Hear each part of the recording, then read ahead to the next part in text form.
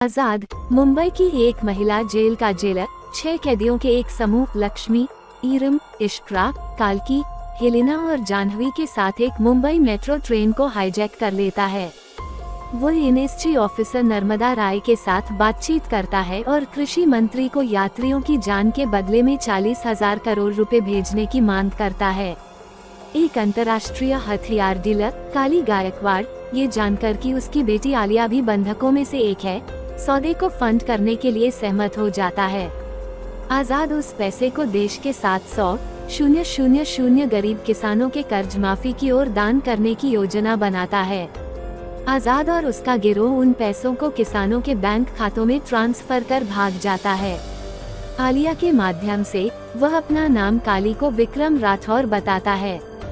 आजाद की मुलाकात नर्मदा और उनकी छोटी बेटी सुची से होती है और वे शादी कर लेते हैं। इसके बाद आजाद और उसके गिरोह स्वास्थ्य मंत्री को अगवा कर लेते हैं और स्वास्थ्य मंत्री की जान के बदले में सरकारी अस्पतालों में बेहतर बुनियादी ढांचे की मांग करते हैं। बुनियादी ढांचे को तुरंत उन्नत किया जाता है और आजाद और उसका गिरोह फिर से भाग जाता है। शादी के बाद नर्मदा को आजाद की असली पहचान का पता चलता है और काली का भाई मनीष उन पर हमला कर उन्हें पकड़कर प्रताड़ित करता है। उसी वक्त आजाद को उसके हमशक्ल विक्रम राठौर बचा लेता है।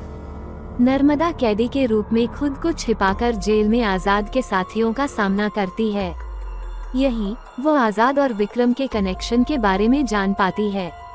1986 में कैप्टन विक्रम राठौर भारतीय सेना की विशेष अभियान इकाई में एक कमांडो था। उन्हें एक ऑपरेशन पर भेजा गया था जहां उनकी टीम को खराब हथियारों के कारण हताहत होना पड़ा था। विक्रम और उनकी टीम ने हथियारों के तत्कालीन आपूर्तिकर्ता युवा काली के खिलाफ शिकायत दर्ज कराई थी। उसी रात काली ने विक्रम और उनकी पत्नी ऐश्वर्या पर हमला कर दिया, उन्हें अलग कर दिया और विक्रम को विमान से गोली मारकर गिरा दिया।